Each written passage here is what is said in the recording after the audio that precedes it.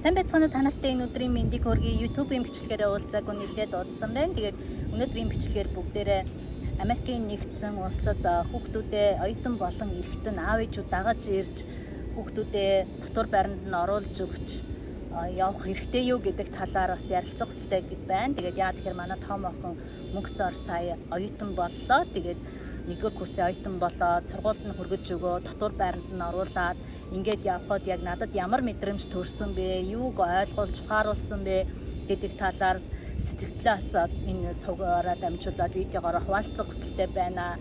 Тэгээд та хэрэг энэ хүн сувгийг анх удаа үзэж байгаа бол subscribe дарахаа битгий мартаарай тийм ээ. Цаашдаа бид нар Америкт суралцах тухай олон видеонуудыг хүргэхээр ингээд зорж байгаа шүү тий. За тэгээд Америкийн нэгдсэн улсад таны хүүхэд оюутан болоод ирэх юм бол та хамт ирэх боломжтой юу гэдэг талаар бүгдээрээ бас ярилцъя. Тэгэхээр энэ боломж байгаа таны хүүхэд бол оюутан болох юм бол оюутны F1 гэдэг виза авдаг болоод та харин аялын виз мэдүүлээд хүүхдээ дагаад Америкийн нэгдсэн улсад оюутан болоход хүргэж өгчөөд буцаад одоо эх орнд руугаа явах юм боломж бол байгаа тий.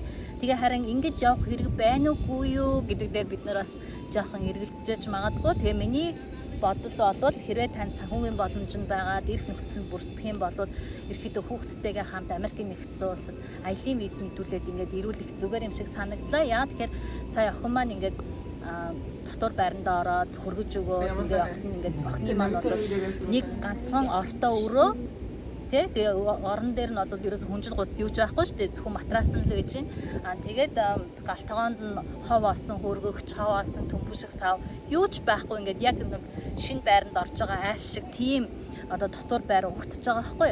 Тэгээд ингээд охиноо хараад явж хахад бол бас хамт ингээд олон жил хүүхдээрээс ийш ингээд явуулаагүй яг өөр дөрөө ингээд байлгachсан хүн чинь яг хоол ингээд яваад ирэхээр маш их санаа зовоод яана хөрөгчөнд нь ч гэсэн хоол байхгүй штэ шүүгэнд нь ч гэсэн юу ч байхгүй гэл ингээд аймаг сэтгэл өвдсөн. Тэгээд бид нар бол яг хөө тийм байр өгтөн гэдгийг мэдчихсэн учраас урдчлаад байсан юмнуудаа бэлтгэсэн байсан тий. За Америкийн яг тэр өдөр бол дэлгүүрүүд бол пик 4 хүнтэй оюутнуудын хичээлийн эхний өдөр 8 сарын 26-нд гэхэд тэр хавийн таргет ч юм уу бусад дэлгүүрүүд ингээд маш олон оюутнууд олон улсын оюутнууд ирсэн. Ингээд цагс дүүрэн одоо ор хүнжлийн даавуу ч юм уу ор хүнжлийн бүтээлээ тий. За тэгээд хүнжил гудас хэвс гэдэг айгүй олон зүйлүүдээ ингээл аваа явж байгаа байхгүй. За тэгэл бид нар ч гэсэн бас тэрийг нь яг бэлдээд 0-ын өрөөг нь хүртэл тогтжуулж өгөөл те 0-ын өрөөнд нь одоо юу ч байхгүй савн шампунь юу ч байхгүй байгаа шүү дээ. 0-ын өрөөндөө дивсэх хэвс онцлогны өрөөнд нь дивсэх одоо хэвс гэдэг ингээл бүх юм ингээл авч өгчээсэн. Хэрвээ яг охин маань ингээл ганцаараа ингээд тэр бүхнийг хийн гэвэл маш хэцүү байх байсан болов уу гэж би бол бодож байгаа. Тэгээд тийм болохоор аав ээжүүд маань хүүхдүүдээ ингээд Америкт оюутан болоод ирэхэд нь хамт ингээд одоо яг хугацааг нь ингээд товлоод тий. Тэгээ манай охин одоо жишээ нь тэдэн оны тэдэн сард Америкт одоо оюутан болох гэж ирэх үед нь би урдчлаад одоо аялын визний цаг аваад тэгээд ингээд аяллаар ирэх боломжтой гэж өөрсдийнхөө хугацаагаас төлөвлөөд ингээ хамт ирүүл зүгээр юм болов гэсэн ийм сэтгэл төрсөн. За мэдээж хамт ирэхдээ Америкийг бас очиж байгаа газар нь ингээд таны гайд хийчихээр тийм хүмүүсийг холбоо тогтоож бариад те манай охин ингээд хүүхэд ч юм уу Америкт оюутан болж байгаа маа очихт нь биднийг тосч аваад ингээд биднийг чиглүүлээд өгөөч гэдэг юм хүсэлтүүдийг бас тухайн орон нутгийн хүмүүст нь ч юм ингээд тавьж болно те. Тэгвэл бас Америкт анх удаа ирж байгаа болвол хүүхдэд таны хүүхдчид тэр одоо танд ч гэсэн хэцүү байх болно яг одоо газар дээр нь амьдардаг хүнээр чиглүүлж хаана ямар дэлгүүр байдгийг хаанаас юу авах хэрэгтэй байдгийг гэдгийг мэдэхгүй бол бас их өөрлөлтөө тий. Тэгээд яг олон улсын оюутнуудад болохоор бидний тухайн үед коллеж дээр нь очиход юм автобус гаргацсан. Тэгээд таргет гэдэг дэлгүүр байдаг. Тийшээ ингээл дагуулж яваал тэгэл хэрэгтэй юмнуудыг ингээд худалдан авахулж байсан л да.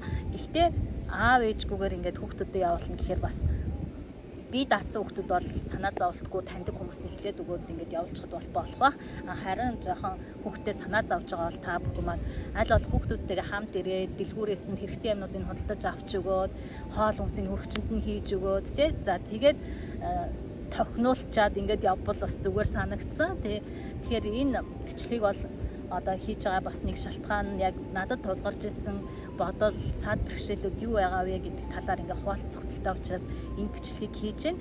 За тэгээд та бүхэн маань одоо яг 7-оос 12 дугаар ангийн хүүхдүүдтэй байгаа бол эртнээсээ 7 дугаар ангиас нь эхлээд хүүхдүүдээ бас энэ Америкийн нэгдсэн улсад сурахад нь бэлдээрээ. Тэгээ үүнд бол бид нар одоо 7-оос 12 дугаар ангийн сурагчид зориулсан Peace гэдэг хөтөлбөрөөрөө бид нар яг яаж бэлддэг юм бэ? Тэтгэлгүүд нь ямар байдаг юм бэ гэдээ ингээд зааж өгдөг байгаа шүү дээ, тий.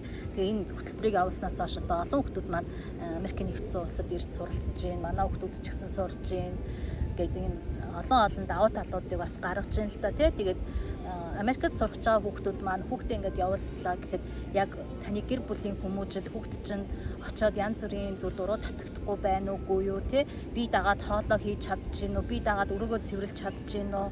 За өшөө одоо хичээл намаа цаг тухайд нь хийж гинүү гэд яг тэр болгоныг нь одоо багаас нь ингэж хөвшүүлж амьдралын хэмнэл болгох хэрэгтэй юм байлээ. Тэгээд би охиндоос захиж хэлжсэн. За чиний энэ 4 жилийн зорилго бол ерөөсөө суралцах, тий. Тэрнээс чи гой ганган хувцас өмсөх биш. Тэгвэл чи одоо гэрлэгч юм хүүхдтэй болох тухай ерөөсөө бодох хэрэггүй гэж тэнгууд манай охин тиймээд би мэдлгүй байхдаа тэгээд би одоо Америкийн урлагийн ах сургуулийг амжилтад төгссөн шүү дээ гэж санаа зовлтгүй гэж хэлж байгаа байхгүй юу. Гэх мэтчтэй ингээд хийж захих захаасуудаа хэлээд, тий. Ингээд явуулах юм бол бас илүү хүүхдэд маань түшигтэй хантай байх байсан болов уу гэж бодож байгаа. Тэгээд охиноо ингээд дотор байранд нь үлдээчихэд би тэгээд дэлгүүр орж хоол хүнсийг цуглуулах гээд ингээд явсан. Тэгээд хоол хүнсийг цуглуулчаад буцаж ирээд за ганцаараа ийм хос өрөөнд үлдсэн чи ямар байна гэд би охиноосоо асуусан чинь ёо хизээ сургуулаа төгсөж хизээ баян болох юм болоо л гэж бодсон гэж байгаа байхгүй аюу хөөрхөн. Яг тэрнтэй адилхан тэгэл би нэг найзтай хэлсэн чи тий зөв л бодсон байж тэгээ хоёлаа хөхрөлдөд тийм болохоор та бүхэн маань хэрвээ одоо боломжтой бол манай Peace хөтөлбөрт оролцоод хүүхдүүдээ багаас нь ингээ бэлтгээд одооноос ингээ хадгаламжуудын сайн хийгээд, тий. Ингээд явах хэрэгтэй. За манай охин болохоор яг сургалтын төлбөрийн бол 100% тэтгэлэг авсан байгаа. Харин амьдрах зардлыг нь бол одоо өөрсдөө төлөхөөр ийм тэтгэлэг авсан. Тэгээд зарим сургуулиуд бол бүр full ride гэж тэтгэлэг байдаг. Тийм тэтгэлэг өгдөг. Тэр нь болохоор сургалтын төлбөрийн төлөөд дээрэс нь амьдрах зардлыг төлж байгаа, бүх зардлыг төлж байгаа ийм тэтгэлгийг full ride гэж тэтгэлэг гэж нэрлэдэг байхгүй. Тэгээд манай охин болохоор энэ урлагийн одоо уран зургийн ч юм уу те ийм сургуулиудад бол full ride тэтгэлэг баг олгоддгүй маа гэж тэгжсэн. Гэтэ ямар ч байсан сургалтын төлбөрийн бол 100% тэтгэлэг аваад ингээд сурж байгаа. Тэгээд энэ бүх туршлага мэдлэгээ бид нар та бүхэнтэйгээ Peace хөтөлбөр дээр ингээд хуваалцдаг байгаа шүү те. Peace хөтөлбөр маань бол нийтдээ одоо 4-7 хоногийн хугацаанд 6 үндсэн модуль хичээлүүдийг судалдаг. Нэгдүгээрт нь Америкт суралцах шалгуур ямар шалгалтуудыг өгөх ёстой юм бэ гэдэг талаар суралцдаг. За хоёрдугаарт нь бол сайн дурын ажил, extra curricular activities-ийг хэрхэн хийдэг юм бэ, тий. Тэгээд хүмүүс ингэж байгаа байхгүй юу? Америкт суралцахад одоо ингээд сайн дурын ажил хийх ёстой гэн английн шалгалтын оноо сайн байх ёстой гэнгээд ингээд нэг амнаас ам дантсан баталгаа юм дээр ингэх ёстой гэж ингээл зөв юм хийгээд байгаа ч юм уу, буруу юм хийгээд байгаа ч юм уу мэддэхгүй ингээд одоо хийгээд байна те. Гэтэл яг Peace хөтөлбөр дээр маань ингэж хийх чинь зөв буруу гэдэг энэ зөв хийгээд байна уу буруу хийгээд байна уу гэдэг зөв бэлтгэлээ хийж гэнэ үү гэдэг чиглүүлгийг чинь бас давхар ингээ хинаад зааварлаад өгдөгөөрөө онцлог байгаа. За тэгээд 3 дугаарт нь бол мэдээж хамгийн чухал зүйл бол эссе бичих. Одоо эссег бол ерөөсөө одоо хиймэл оюухан ашиглаж бичиж болохгүй. Тэрийг чинь буцаад ингээ шалгадаг програмууд гарцсан. Хиймэл оюухан ашиглаж чи танаа хүүхд одоо эссегээ бичих юм бол бас те сургуульд орохгүй байх магадaltaй гэсэн юм зүйлүүдийг энэ жилээс эхлээд их сургууль коллежууд ингээд ийм зарчмыг бол тавиад байгаа байхгүй. Тэгэхээр ийм байж болохгүй нэ. Тэгэхээр эсээгээ бид нар яаж тактикта системтэйгээр стандартын дагуу бичих вэ гэдэг зүйлийг бол 3 дугаар модуль хичээл дээрээ судалж байдаг. За тэгээд 4 дугаар модуль хичээл дээр болохоор юг судалдаг вэ гэхээр сургууль сонголт гэж чухал зүйл байгаа. Таны хүүхд яг ямар сургуульд сурмаар байгаа юм бэ? Ямар сургуулиуд хэдэн долларын тэтгэлэг өгдөг юм бэ? Тэгээд дотор нь merit based тэтгэлэг авах юм уу? Авьяас чадварт нь олгосон тэтгэлэг юм уу? За эсвэл одоо санхүүгийн боломжинд нь тааруулсан тэтгэлэг юм уу гэдэг тэтгэлгүүд чинь бас дотроо янз янз зоо тэр дотроо тэтгэлгүүд сургууль болгоо ингээд ерөнхийлөгчийн нэрмжийн тэтгэлэг, тимийн тэтгэлэг гэл ингээд айгүй олон тэтгэлгүүд ингээд жагсаацсан байт юм байлээ.